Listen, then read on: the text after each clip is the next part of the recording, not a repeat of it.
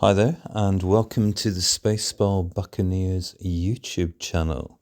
I'm going to cut straight to the chase on this because it's the first time I've done one of these voiceovers, so I'm not quite sure how it's going to play out.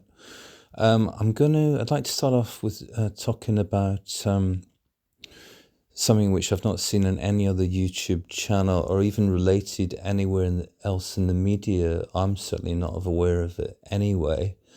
And it's, in a nutshell, it's contained within a book, which I'll get into in a moment. But it was written by Mick Jagger, and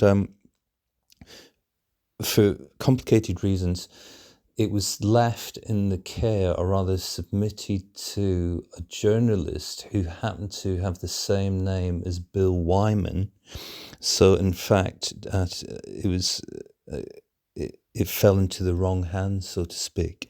But what it actually is one of the most revealingly insightful and illuminating kind of peeks into insights into Mick Jagger's true perception or opinion of Keith Richards. And I find it, out of everything I've read, and I've read many, many Stones books. I was actually born on the day that Brian Jones died, 2nd July 1969, although I know some of the books, many of the books, if not the majority, say 3rd July, but on his death certificate, forgive me, but it does say on Brian's death certificate the 2nd of July, so if you just allow me that in the meantime.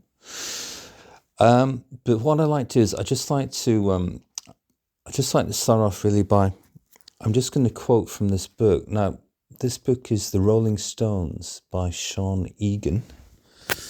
And it was, let me just check when it was published again. Sorry, this is all a bit loose and free. I just want to see how this comes out.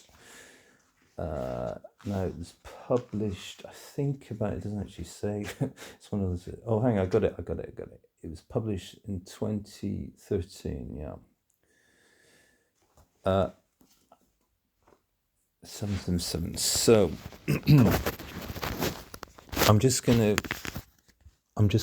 read straight from it now, actually. So just bear with me. So this is Mick writing, and it says, I see here, marginally endowed, if I read Keith's sniggering aright. This is talking about Keith's book. I do not sing well either. I'm not I'm not polite to employees. Indeed, I've even been known to say, "Oh, shut up, Keith," in band meetings. I do not appreciate the authenticity of the music or the importance of what we do. I want to lord it over the band, in inverted commas, like James Brown. I am insufferable, in inverted commas. I slept with Anita. Most of this in just the first quarter of this overlong book,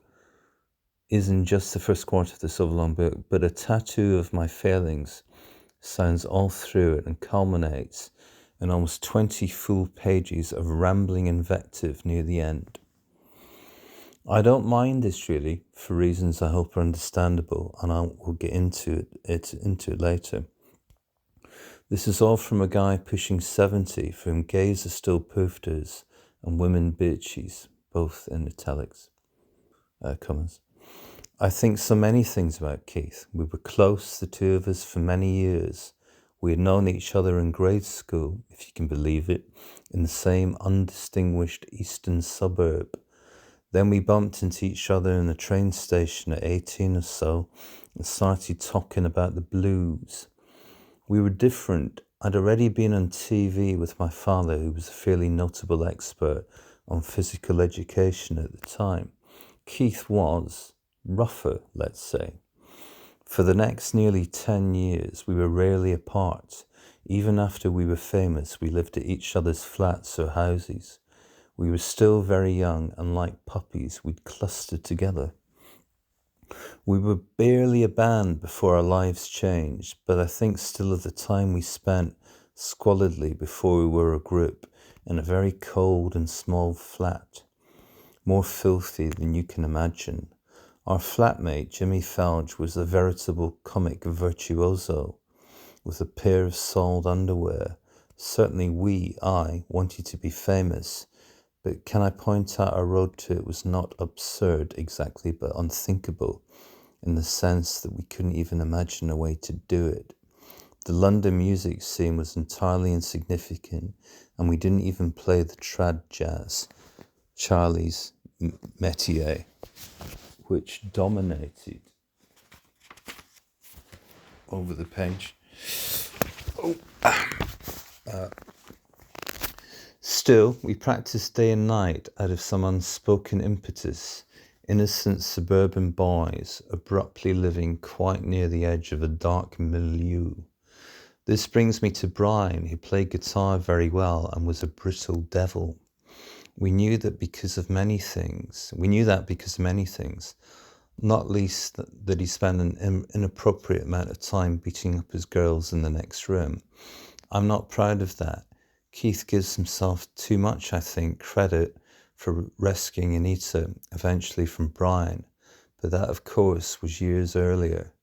Earlier, we both listened to or watched his cruelty in the bedroom and elsewhere. We paid no attention to the half-dozen kids he'd fathered and ignored the savagery he accomplished on tour. We didn't know better. We were priapic jackals ourselves, fucking even one another's girlfriends if they got left, as it were, unattended. But it was wrong to have let Brian do that, and Keith should have owned up to this in the book. I supposed it is a karmic justice for Brian that we continued to watch as he descended from there to hell, harried by the police and increasingly incapacitated artistically, which further estranged him from us. Oh, that's not true. We didn't just watch. We ushered him along, ridiculing him, you might say, to death as he began to lose his ability to contribute. Again, we were young. What were you doing at 25? We didn't know about depression, insanity, addiction, or what acid might have done to him. It's unclear to me whether the drugs diminished his ability to contribute, or whether the drugs were in effect a way to cover up something that wasn't there. The first song Keith and I wrote was a hit single. Brian couldn't write a song to save his life, literally. And let's remember that he was a total asshole. I'm digressing, but I'm trying to explain where we came from. We didn't have a template, nothing against Steven Tyler, but there's a difference. We felt around in the dark. We were famous within weeks, and in the end, we left a body or two behind us. We did these things, good and bad together. We were friends.